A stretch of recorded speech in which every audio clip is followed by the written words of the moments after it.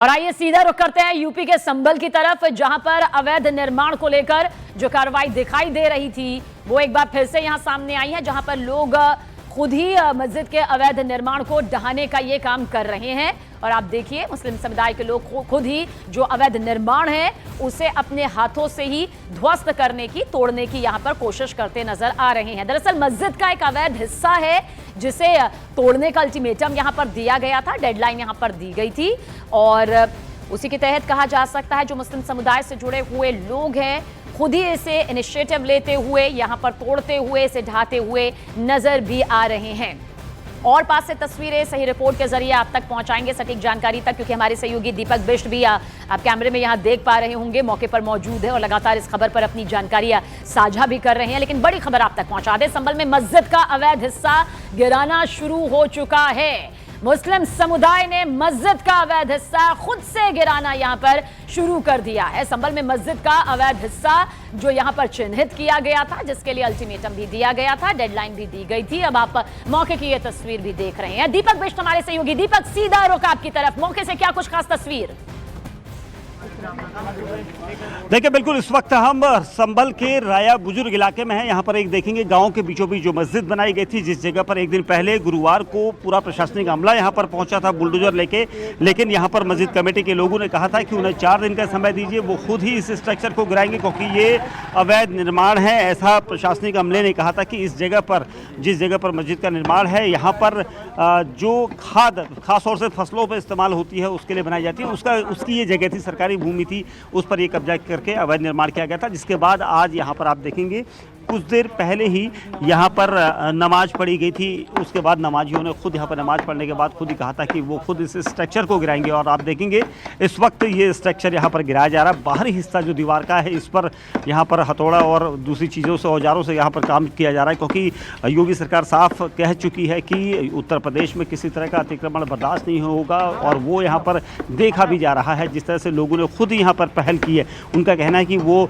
इस स्ट्रक्चर को 4 दिन में गिरा देंगे। जिसके बाद से ये स्ट्रक्चर यहाँ पर आप देखेंगे, न्यूज़ 18 इंडिया के कैमरे पर एक्सक्लूसिव तस्वीर है, यहाँ पर ये स्ट्रक्चर गिराया जा रहा है। क्योंकि सबसे अहम हो जाता है कि आखिर क्या ये सब रहा, क्योंकि इस स्ट्रक्चर को अब मैं अंदर की तरफ दिखाऊंगा। देखिए यहाँ पर ये कहा गया था, एक दिन पहले हमने देखा था गुरुवार को एक बड़ा बैंकेट हॉल जिस पर जो तालाब की ज़मीन पर बनाया गया था उसको पूरी तरह से बुलडोजर एक्शन के जरिए धराशायी कर दिया गया था। और उसके बाद ये कहा गया था कि अगला जो नंबर होगा वो इस जगह का होगा। और इसीलिए उस मस्जिद की तरफ जो टीमें आई थी, तो जो मस्जिद कमेटी है उसने यहाँ पर प्रशासन से निवेदन किया था कि वो ऐसा खुद कर लेंगे, अगर उन्हें जो अतिक्रमण है उसको वो खुद हटा लेंगे। इसलिए 4 दिन का यहाँ पर टाइम दिया गया था। और अब यहाँ पर नमाज पढ़ी गई, नमाज पढ़ने के बाद यहाँ पर खुद जो यहाँ पर मुस्लिम समुदाय के लोग हैं वो खुद इस स्ट्रक्चर को गिरा रहे हैं। यानी कि कहीं ना कहीं ये एक बड़ा अतिक्रमण था, क्योंकि काफ़ी समय से यहाँ पर ये बताया जा रहा है कि काफ़ी समय पहले इस अतिक्रमण को यहाँ पर किया गया था। अतिक्रमण स्वरूप यहाँ पर दीवार बड़ी खड़ी कर दी गई थी, मस्जिद का काफ़ी हिस्सा जो है उसी में आता है। और इसीलिए अब यहाँ पर ये स्ट्रक्चर खुद जो यहाँ पर लोग हैं वो गिरा रहे हैं, क्योंकि मस्जिद कमेटी ने ये निवेदन प्रशासन से कहा था। हम देख रहे थे एक दिन पहले कि किस तरह से ये पूरा जो राउंड अप है, क्योंकि यहाँ पर एक दिन पहले प्रशासन की टीमें पहुँची थी, स्थानीय डीएम पहुँचे थे और ज़िले के कप्तान बैठे थे यहाँ पर, क्योंकि प्रशासनिक अमला पूरा था। और जब यहाँ पर वो पहुँचे थे तो उन्होंने देखा था कि यहाँ जो कमेटी के लोग हैं वो पूरा निवेदन करना चाहते थे और इसीलिए उन्होंने उनसे बातचीत करी, जिसके बाद 4 दिन का समय दिया गया था। और अभी कुछ देर पहले ही यहाँ पर नमाज पढ़ी गई है और यहाँ पर जितने भी नमाजी या फिर मस्जिद कमेटी के लोग हैं वो यहाँ पर उन्होंने खुद जो एक निवेदन प्रशासन से किया था, प्रशासन ने कहा था कि ठीक है आप 4 दिन का समय लीजिए। 4 दिन में उन्होंने कहा था कि हम खुद तोड़ना शुरू करेंगे। और ये यहाँ पर मस्जिद कमेटी का जो हिस्सा है वो आपको न्यूज़ 18 इंडिया के कैमरे पर दिख रहा है, जिसे यहाँ पर बाहरी दीवार को तोड़ा जा रहा है। क्योंकि इस अतिक्रमण को लेकर यहाँ पर सवाल भी उठे थे कि लोगों ने कहा था कि ये एक अतिक्रमण। जी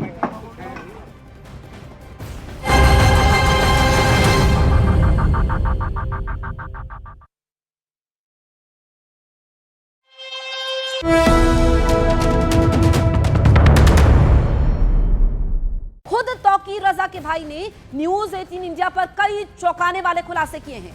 हिंदू मुस्लिम के बीच नफरत की खाई ना हो, इसीलिए बरेली हिंसा का सच सामने लाना बहुत जरूरी हो जाता है, क्योंकि कुछ लोग अपने सियासी फायदे के लिए किसी भी हद तक जा सकते हैं। तौकीर रजा के भाई के बयान से तो यही साफ होता है।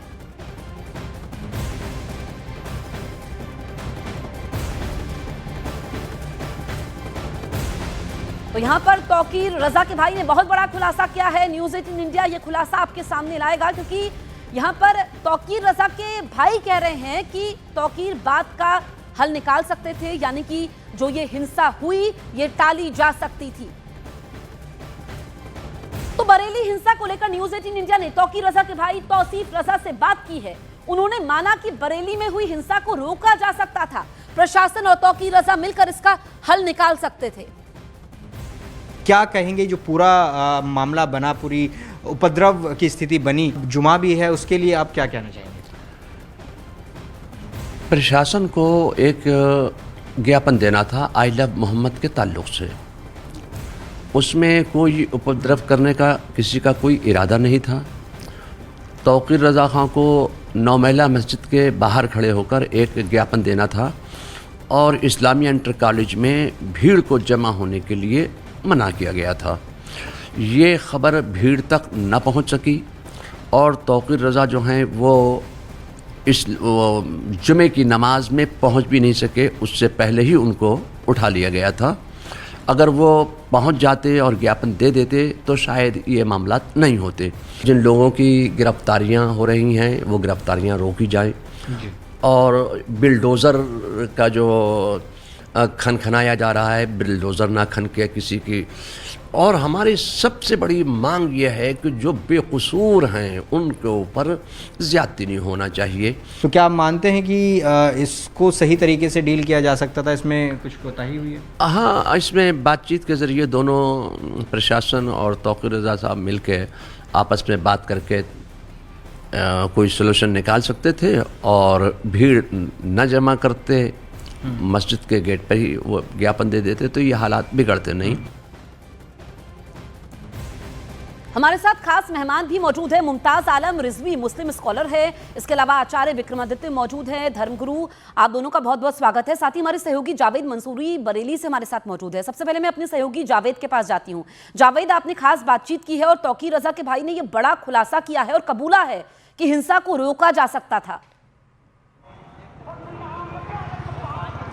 देखिए, सबसे बड़ी बात जो उन्होंने कही वो ये कि जो एक दिन पहले ये लेटर हेड पर जारी किया गया था कि जो प्रोटेस्ट है उसको कॉल ऑफ कर दिया गया है, लेकिन अगले दिन फिर तौकीर रजा ने वीडियो जारी किया। तो उनके भाई ने ये कहा है, तौसीफ रजा खान ने, कि अगर उसी बात पर कायम रहते तो इतना बवाल नहीं होता। ये सबसे बड़ी बात उन्होंने कही है और कहा है कि अगर इसका मतलब ये है कि प्रोटेस्ट नहीं होना चाहिए था, ये बात भी उनके भाई मान रहे हैं। आपको बता दें कि न्यूज़ 18 इंडिया से एक्सक्लूसिव बातचीत उन्होंने की है और कहा है कि बातचीत के ज़रिए इसका सोल्यूशन निकाला जा सकता था। कहीं ना कहीं ऐसा कम्युनिकेशन गैप रहा है प्रशासन और तौकीर रजा के बीच में, जिसकी वजह से ऐसे हालात बने और फिर पुलिस को यह कदम उठाना पड़ा। तो ऐसे में ये बड़ा खुलासा उन्होंने किया। लेकिन आज जो बरेली के हालात है, करीब 1 हफ्ता गुजर चुका है, शुक्रवार का दिन है, तो पूरी तरह से पुलिस मुस्तैद है, अलर्ट है। 9 महिला मस्जिद के आसपास डिप्लॉयमेंट बढ़ाई गई है, दरगाह के आसपास डिप्लॉयमेंट है। इसके अलावा जितने भी संवेदनशील इलाके हैं वहां पर डिप्लॉयमेंट जुमे का दिन है, आप नजर बनाए रखिए। लौटेंगे आपके पास। हम मुमताज आलम रिजवी के पास चलते हैं। मुमताज आलम, जो ये कबूलनामा है तौसीफ रजा के भाई का, आप इस पर क्या कहेंगे? क्योंकि उन्होंने कबूला कि इस हिंसा को रोका जा सकता था, बातचीत पहले होनी चाहिए थी और अगर गेट पर ज्ञापन देते तो ऐसी स्थिति ना बनती। बहुत बहुत शुक्रिया। सवाल यह है कि कबूलनामा एक तरफा तो नहीं, उन्होंने पहले क्या कहा उसके बारे में आप बात कीजिए। उन्होंने कहा कि सरकार की जिम्मेदारी थी, सरकार अगर चाहती तो ऐसा ना होता। और आप लोगों ने बार बार ये कहा कि साहब ये पहले से प्लान, तो ऐसा लग रहा है कि कानपुर से पहले से ये प्लान था कि ऐसा किया जाए। मैं आपको रोकूंगी, आप देखिए एक लाइन आपने उसमें पकड़ ली, फिर आप गलत दिशा में जा रहे हैं। नहीं, हम ये कह रहे हैं कि सरकार की जिम्मेदारी थी कि आप जो उन्होंने कहा है, इसका शब्द हमने न्यूज़ 18 इंडिया पर सुना है। आप लोगों को गुमराह करने पहले तो बंद कीजिए। एक मिनट कौर साहिबा, सुनिए, हमारा एतराज सिर्फ ये है कि सरकार की या तो नाकामी, देखिए एक तरह का ट्रेंड पूरे मुल्क में चल रहा है। कश्मीर में पत्थरबाजी रुक जाती है, ये सरकार की कामयाबी है। जो पिछले हफ्ते बरेली में हुआ उस पर आप बात करिए, सरकार की क्या इसी पर हमने आपको जोड़ा है। आप लोग जब ऐसी बातें करते हैं तो फिर भीड़ जुटती है और नतीजा क्या होता है ये आप देख रहे हैं। सरकार ने क्या किया? सरकार ने लाठी चलाने के अलावा सरकार की पहल बताइए ना कि सरकार की तरफ से क्या कार्रवाई की गई? सरकार की तरफ से बातचीत की गई? सरकार की तरफ से कोई नुमाइंदा गया वहां बातचीत करने के लिए? क्यों नहीं गया वहां पे? फिर भीड़ को जब पहले से पता था, एक हफ्ते से सब चल रहा था, तो कम से कम नाकाबंदी कर दी जाती, अब आप सुनिए मेरी बात, अब आप मेरी बात सुनिए। मुमताज आलम, आप मुस्लिम स्कॉलर है, लोग आपकी बातों को सुनते हैं, कम से कम नेशनल टेलीविजन पर लोगों को गुमराह मत करिए।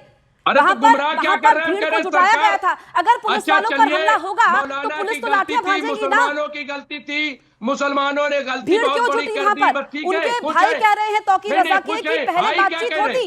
भाई कह रहे हैं फिर से आज शुक्रवार का दिन है, माहौल को मत बिगाड़िए, जिम्मेदारी अपनी समझिए आप मुमताज आलम।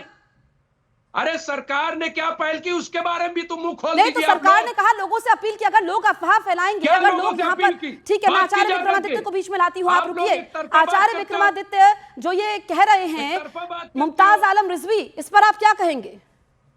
देखिए, इस वक्त जितने भी मुस्लिम स्कॉलर हैं या तौकीर रजा की बात करो, ये पूरे पुराने तरह से पुराने बीज ऐसे हैं कि जिनको बलवा करना है देश के अंदर। अब तौकीर रजा का 40 साल का इतिहास निकाल के देख लो, इन्होंने हमेशा बलवा करने का प्रयास किया है और लगातार कमिटेड ऑफेंडर है।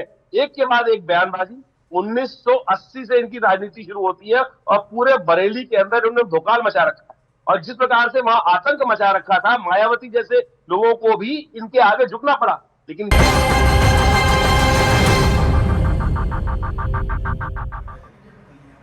जुमे की नमाज की वजह से पूरे यूपी में आज प्रशासन सतर्क रहा, अलर्ट मोड में रहा। बरेली में जुमे की नमाज पुलिस के सख्त पहरे में हुई, तस्दीक करती हुई दो तस्वीरें भी आपके सामने। वहीं दूसरी तरफ संभल में मस्जिद के अवैध हिस्से को वहां के स्थानीय लोग खुद ही गिराते हुए नजर आए। हालांकि 4 दिन की ये डेडलाइन यहां पर दी गई थी, लेकिन खुद ही संभल में देखिए किस तरह से मस्जिद का जो अवैध निर्माण का हिस्सा रहा उसे लोग अपने हाथों से गिराते हुए नजर आए और पुलिस के कड़े पहरे में नमाज अदा की गई।